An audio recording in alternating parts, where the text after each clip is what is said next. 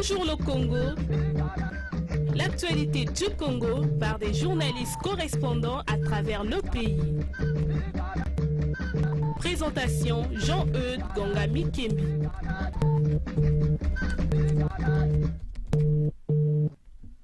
Mesdames, Messieurs, bonjour. Nous sommes très heureux de vous retrouver dans votre émission. Bonjour le Congo, ce sont les voix du Congo pour le monde entier via notre site internet au www.groupecongomedia.com. Notre tour de correspondant d'aujourd'hui nous conduira dans le département de la Bouenza et celui de l'Alekumo. Dimi Bitemo Mwanza, notre correspondant de l'UTT, nous parlera des espoirs que suscite dans la population la reprise du trafic ferroviaire entre l'UTT et Brazzaville, un tronçon où le trafic est resté interrompu pendant plus de 2 ans. Vous écouterez quelques habitants de l'UTT à cet effet. Clarisse Milandou, notre correspondante de CBT, nous replongera quant à elle dans l'ambiance qui a prévalu lors de l'ouverture de la saison sportive 2018-2019 dans le département de l'Alekumo. Enfin, Mathias Desvillers nous dira comment la fête de la République a été célébrée dans la ville d'Unkaï. À Brazzaville, validation hier du rapport d'une étude réalisée au Congo sur le profil genre, ceci dans le cadre d'un projet intitulé « Réponse genre aux plans nationaux et régionaux d'investissement agricole pour relever le défi fin zéro dans les États de la CEAC », un projet soutenu par la FAO. Le trafic sur le chemin de fer qui relie Brazzaville à Pointe-Noire, la capitale économique du pays, sur le tronçon l'UTT Brazzaville est désormais effectif depuis le début de la semaine, après une interruption de plus de 2 ans en raison de l'insécurité dans le département du Poul que ce chemin de fer traverse. Un département dans lequel des ouvrages ont été vandalisés. C'est un train de wagons-citernes de carburant qui a inauguré cette reprise. Alors, Dimi Bitemo Mwanza, vous êtes à l'UTT pour cette émission. Vous avez vu passer ce train. Pouvez-vous nous parler de l'ambiance qui a prévalu à l'UTT au passage de ce train? Bonjour le Congo, bonjour chers auditeurs. Interrompu depuis 2016, suite aux événements sociopolitiques qu'a connu le département du Poul, le trafic ferroviaire a été relancé le mardi 27 novembre 2018 à partir de la gare de l'UTT, point de rupture du fonctionnement du chemin de fer Congo-Océan, qui devient le point de départ. Notons que peu avant le lancement du premier train, avec à son bord 11 citernes, soit 683 tonnes 400 d'essence et de gasoil. Un train d'inspection est arrivé au site des 3 ponts réhabilités entre Kinkembo et Lulombo, transportant ainsi une forte délégation conduite par le Premier ministre Clément Mwamba. Parlant de l'ambiance qui a prévalu, il sied de signaler que pendant 2 jours, la ville de l'UTT a connu une affluence remarquable avec la présence de fortes délégations venues de Brazzaville et Pointe-Noire, surtout des populations de la contrée qui n'ont pas voulu manquer un seul détail de l'événement. Alors Dimi, on imagine que la reprise du trafic suscite de grands espoirs du côté des commerçants et autres acteurs économiques. La relance du trafic ferroviaire est très bien saluée par l'ensemble des commerçants et d'autres acteurs économiques qui, durant plus de 2 ans, accusaient de sérieuses difficultés pour assurer l'écoulement de leurs marchandises. Loin de faire une comparaison entre la route et les chemins de fer Congo-Océan, mais il est important de noter que le train, en lui seul, est capable de transporter un tonnage considérable, ce qui n'est pas le cas pour un véhicule. Et selon les commerçants et d'autres acteurs économiques, la taxation des marchandises au niveau du chemin de fer Congo-Océan est moins coûteux par rapport à la tarification appliquée par les transporteurs qui exploitent plutôt la route numéro 1. De façon unanime, les habitants de l'UTT et de ses environs trouvent ici un grand espoir qui renaît après plus de 2 ans d'arrêt du trafic ferroviaire entre Pointe-Noire et Brazzaville. Alors dites-nous Dimi, habituellement, quelle est la destination favorite des producteurs agricoles de l'UTT pour l'écoulement de leurs marchandises? Est-ce que c'est Pointe-Noire ou c'est Brazzaville? Avant de répondre à cette question, Jean-Eudes, il convient de rappeler que la gare de l'UTT est géographiquement située dans le département de la Bouenza, circonscription ferroviaire numéro 2, et pour gare encadrante, côté Pointe-Noire, Bouenza, et côté Brazzaville, qui médit. Cette gare se trouve au kilomètre 318 661 à partir de Pointe-Noire. Au regard de ces indications, la gare de l'UTT est plus proche de Brazzaville, raison qui favorise les producteurs agricoles de la zone d'écouler leurs marchandises à Brazzaville. La destination de Brazzaville réduit également la facture du transport et marchandises et permet aux vendeurs ou encore mieux aux commerçants d'augmenter leur courbe de recettes. Peut-on s'attendre, Dimi, à une concurrence farouche entre la route et la voie ferrée dans les mouvements des voyageurs ou encore des marchandises désormais?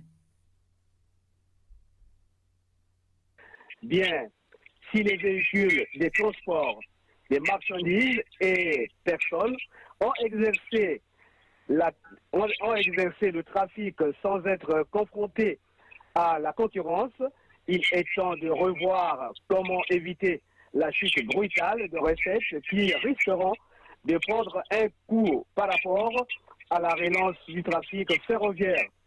Comme on le voit, Jean-Eudes, c'est une farouche concurrence qui s'annonce de manière sérieuse entre la route lourde Réunion, Brazzaville et Pointe-Noire d'une part et la voie ferrée de l'autre. Fini avec le monopole absolu, seule la bonne politique commerciale pourra déterminer dans les tout prochains jours la préférence du moyen à emprunter pour assurer au mieux le transport des marchandises et des personnes. Merci Dimi pour tous ces détails depuis la ville de l'UTT où vous travaillez pour la radio rurale qui diffuse ce programme. Bonjour le Congo.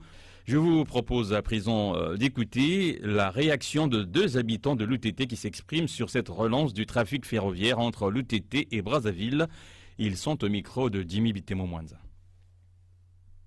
Le chemin de fer, c'est un atout pour tout le Congo, parce que c'est l'épine dorsale. Sans le chemin de fer, on ne peut avoir le développement de ce pays. Le chemin de fer, vraiment, monsieur le journaliste, ça nous permet d'évacuer les produits vers Brazzaville. Ça aussi nous permet aussi de vendre, que les mamans et les paysans qui vendent les choses dans les gares différentes de cette voie ferrée, ça leur permet vraiment que ça soit acheté. Et aussi, concernant aussi le port de Pointe-Noire, c'est le chemin de fer qui est l'épine de ça pour évacuer les grandes marchandises de poids lourds, parce que par la voie carrossable, on ne peut pas tout amener.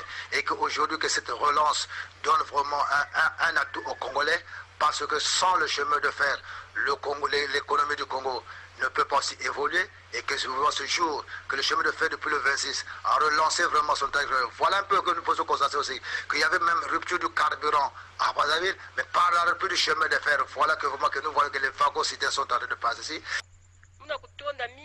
Je suis très contente parce que le chemin de fer a été fermé pendant 2 ans et cela a induit plusieurs difficultés à notre niveau.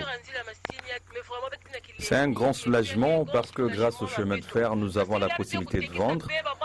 Pendant la période d'arrêt du chemin de fer, les ventes étaient un peu en berne.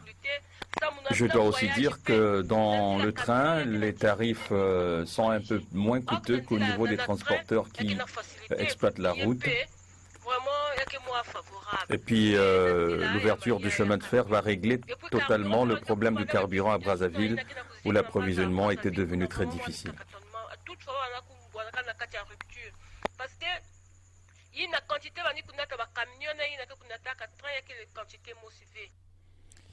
Vous venez donc là d'écouter deux habitants de la ville de l'UTT qui réagissaient à la relance du trafic entre l'UTT et Brazzaville sur le chemin de fer Congo-Océan. Du sport dans cette émission, il s'agit de l'ouverture de la saison sportive 2018-2019 dans le département de l'Alé-Koumou. Pour en parler, Clarisse Milandou, notre correspondante dans la ville de Sibiti. Clarisse, bonjour. Quel est le format choisi par les autorités pour lancer cette saison sportive dans le département de l'Alé-Koumou? Bonjour à vous Jean-Eudes et à tous les auditeurs. La saison sportive 2018-2019 du département de la Lékoumou a été lancée samedi dernier au stade de Siviti, Lukana, par le président du conseil municipal, maire de la ville de Siviti, Alphonse Mbama, représentant monsieur le préfet du département. À ses côtés, le secrétaire du bureau exécutif du conseil municipal, Joseph Ngangoy, le directeur départemental des sports et de l'éducation physique, Albert Madoumbani, le personnel de cette direction départementale, les sportifs de Siviti, les établissements scolaires. On a noté la présence de quelques autorités et ceux de la force publique. Les moments qui ont marqué cette activité, c'est qu'après le mot du directeur départemental des sports et de l'éducation physique, Albert Madoumbani, s'en est suivi le lancement du cross populaire par le président du conseil municipal, maire de la ville de Siviti, Alphonse Mbama. Pouvez-vous, Clarisse, nous dire quels sont les sports qui sont concernés par cette saison sportive au niveau du département de la Lékoumou? Différents sports qui sont concernés par la présente saison sportive, à savoir la pétanque, l'athlétisme, handball, football, nzango, judo, karaté, gymnastique. La liste n'est pas exhaustive. Signalons que cette saison sportive concerne aussi le sport scolaire. Est-ce que, Clarisse, d'ores et déjà, les calendriers des différents championnats de disciplines sportives sont déjà prêts? À propos des championnats des différentes disciplines, les sous-ligues n'ont pas encore établi leur calendrier. Pour la simple raison, les équipes de la Lékoumou n'ont pas encore tenu des assemblées générales. Aussi, ils n'ont pas encore fixé les périodes de transfert et de prêt. Par contre, la direction départementale des sports a réuni ceux de la Ligue pour la restructuration des instances. Dites-nous, Clarisse, pour terminer, comment le sport du département de la Lékoumou s'est-il comporté la saison dernière dans les différents championnats nationaux? Concernant le sport de la Lékoumou, la saison dernière, quelques disciplines comme le football, le handball, le nzango, l'athlétisme semi-marathon ont semblé montrer leur talent. Pour terminer dans l'ensemble, toutes les disciplines étaient en baisse d'activité par manque d'encadreurs techniques et des sponsors. La Ligue n'organise pas régulièrement les championnats par manque de moyens financiers. C'était la voix de Clarisse Milandou, notre correspondante à Sibiti, dans le département de la Lékoumou, journaliste à la radio Ibiti FM, diffuseur de Bonjour le Congo tous les mardis. Direction à présent la ville de Nkayi, dans le département de la Bouinza, une ville qui n'est pas restée en marge de la célébration de la journée de la République le 28 novembre 2018. Mathias Desvillers, bonjour. Comment la journée de la République a-t-elle été célébrée dans la ville de Nkayi? Bonjour le Congo, bonjour Jean-Eudes. 28 novembre de 1958, 28 novembre 2018, cela fait bien 60 ans que notre pays a été proclamé république. Les autorités municipales de la ville de Nkayi n'ont pas dérogé à la règle. Elles ont commémoré avec faste cet anniversaire à Melen Park, ex-foyer municipal, sous les auspices de Testament Passy, président du conseil municipal et maire de la ville de Nkayi, en présence des autres membres du bureau exécutif du conseil municipal, des conseillers municipaux présents dans la ville de Nkayi, des chefs de service, des responsables de la force publique et des chefs de quartier. Une évocation liée aux différentes péripéties qui ont conduit à la proclamation de la République a été lue devant l'assistance par Romaric Makunga, conseiller socio-culturel du maire de la ville. Sans plonger l'auditoire dans les méandres lointains et profonds de notre histoire commune, l'orateur n'a pas manqué de souligner que le 28 novembre est un jour solennel où toutes les filles et fils de cette République, à l'unisson et au nom du principe du sacro-saint de l'indivisibilité de notre pays, les Congolais se devraient d'avoir une pensée pieuse pour cette belle République à laquelle nous appartenons tous. Fin de citation. Le clou de la cérémonie a été marqué par un apéritif offert à toutes les autorités et invités venus pour la circonstance. Merci à vous, Mathias Desvillers, depuis la ville de Nkayi, où vous travaillez, je le rappelle, pour la radio d'Ivouba. Vous nous faisiez le point de la célébration de la journée de la République dans la ville de Nkayi. Les nouvelles de Brazzaville pour les départements à présent, c'est cet atelier de validation du rapport sur le profil genre des secteurs de l'agriculture et du développement rural. Il s'agit du rapport d'une étude réalisée par une consultante nationale depuis fin 2017, une validation qui coïncide avec la célébration des 16 jours d'activisme contre les violences faites aux femmes. La femme, qui souvent dans les zones rurales, ploie sous le fardeau de la nutrition de la famille. Le profil genre est élaboré dans le cadre d'un projet intitulé « Réponse genre aux plans nationaux et régionaux d'investissement agricole pour relever le défi fin zéro dans les États de la CEAC ». C'est un projet soutenu par cette institution et la FAO, le Fonds des Nations Unies pour l'agriculture et l'alimentation. Lors de la cérémonie de lancement de l'atelier, Suze Percy Filippini, représentante de la FAO au Congo, a rappelé le rôle joué par la femme. Je vous propose de l'écouter. Les femmes représentent environ 45% de la main-d'œuvre agricole dans les pays en développement. Et en tant qu'agricultrices et travailleuses agricoles, horticultrices, femmes d'affaires, entrepreneurs et chefs de communauté, elles remplissent des rôles importants dans l'agriculture et dans le développement des économies rurales. Pourtant, les femmes rurales sont pénalisées par rapport aux hommes dans l'accès à la terre, à la technologie, au marché, aux infrastructures et aux services. Le rapport d'évaluation soumis à votre validation ce jour, élaboré sous l'assistance technique de la FAO, arbore à la fois une analyse des disparités de genre dans le secteur de l'agriculture et de développement rural et un diagnostic des politiques et des mécanismes institutionnels. Ce document présente une analyse détaillée de l'implication de la femme dans la conception et la formulation de la politique agricole nationale d'une part et sur la situation de la femme dans le secteur agricole et rural d'autre part. Cet atelier a été ouvert par Corneille Gabrielle Adungapi, directrice de cabinet de la ministre de la Promotion de la Femme et de l'Intégration de la Femme au Développement, et consultante ayant réalisé l'étude dont le rapport a été soumis à l'examen. L'autonomisation des femmes est cruciale, pense-t-elle. Je vous propose d'écouter Gabrielle Adungapi. Il est aujourd'hui reconnu que l'autonomisation des femmes rurales est essentielle pour mettre fin à la faim et à la pauvreté. Assurer l'égalité des sexes et l'autonomisation des femmes et des filles rurales reste pour nous un grand défi à relever. Cela requiert une élimination de toutes les discriminations dont elles sont victimes dans l'exercice de leurs activités tant productives que reproductives. Vous veniez d'écouter Corneille Gabrielle Adungapi, directrice de cabinet de la ministre de la Promotion de la Femme et de l'Intégration de la Femme au Développement.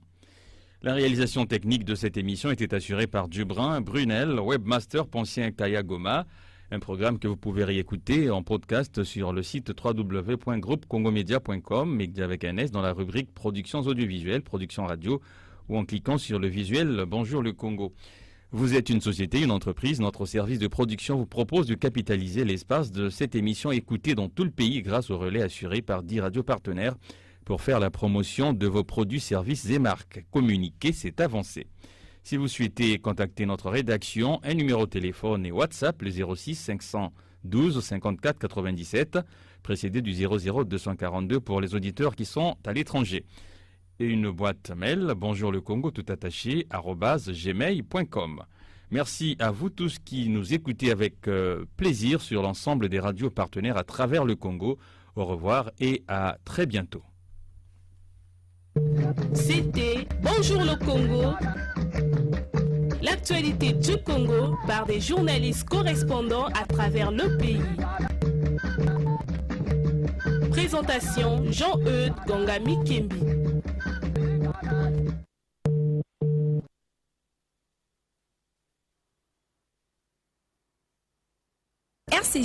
RCJ 98.6 MHz. Une radio des jeunes au service de la jeunesse. RCJ, j'aime.